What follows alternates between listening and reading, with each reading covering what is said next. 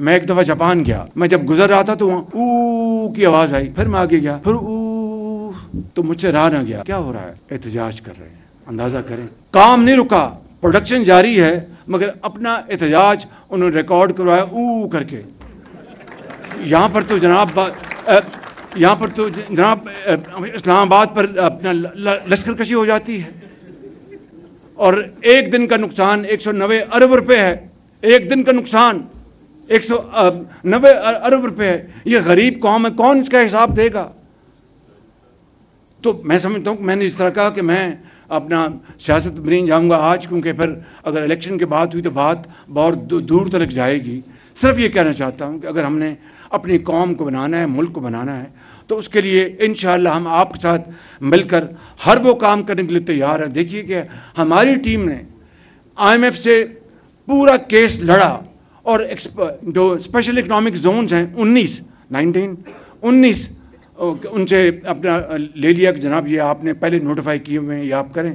اس میں کراچی میں، اپنا پورٹ قاسم میں، پورے پاکستان میں وہ ایکسپورٹ زونز ہیں۔ یہ ایفرٹ کی گئی، پہلے IMF نے انکار کر دیا۔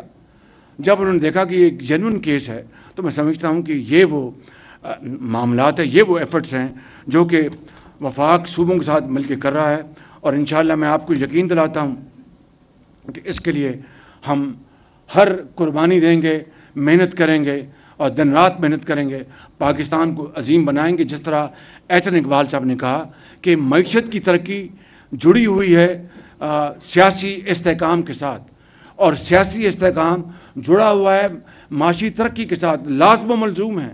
اس کے لیے ہم بالکل اپنا پوری کلیئرٹی ہے، اور چارٹر آف اکانومی اسی خادم نے پارلیمنٹ کے فلور پہ پہلی مرتبہ جب کہا تو ایک بڑی حقارت کے ساتھ، پایا حقارت کے ساتھ میری اس آفر کو ٹھکرایا گیا۔ پھر میں نے دوبارہ اس کو کیا، تو آج بھی ہم چارٹر آف اکانومی کے اوپر پوری طرح یکسو ہیں۔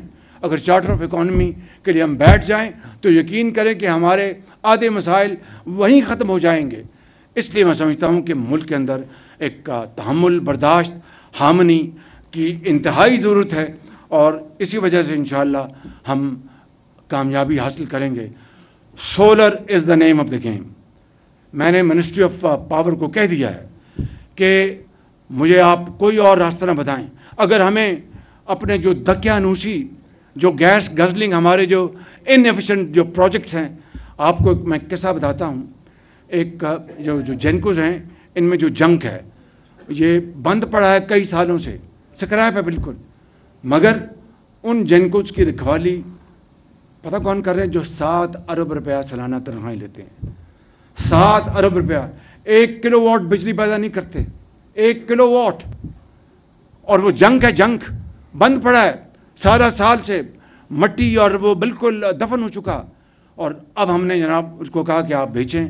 اس کے لیے میں تفصیل میں جا رہا، انشاءاللہ ہم کریں گے۔ اسی طریقے سے جو شمسی توانائی ہے، جس کو اللہ تعالیٰ نے پاکستان کو مالا مال کیا، بلوچستان میں سب سے زیادہ شعائیں ہیں، جنوبی پنجاب میں اس کے بعد شعائیں ہیں۔ اس سے زیادہ اور کیا ہماری خوش قسمتی ہو سکتی ہے کہ بغیر تیل گیس کے ہم بجلی پیدا کر لیں۔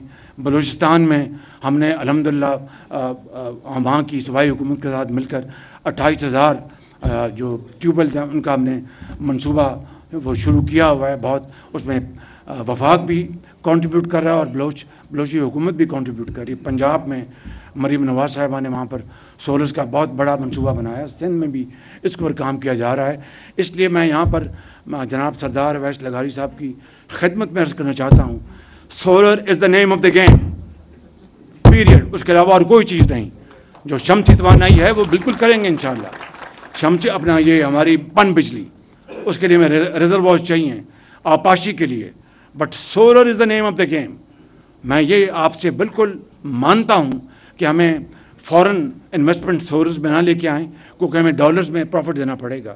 لیکن آج آپ کو پتہ ہے کہ میری اور آپ کے مشورے کے بغیر، نہ آپ کو پوچھا کسی نے، نہ مجھے کسی نے پوچھا، پچھلے 2 سالوں میں 6,000 mega what solar private sector نے لگا لیا ہے۔ اس سے اور بڑی کامیابی آپ کو اور کیا چاہیے؟ Let private sector prosper and move forward. اور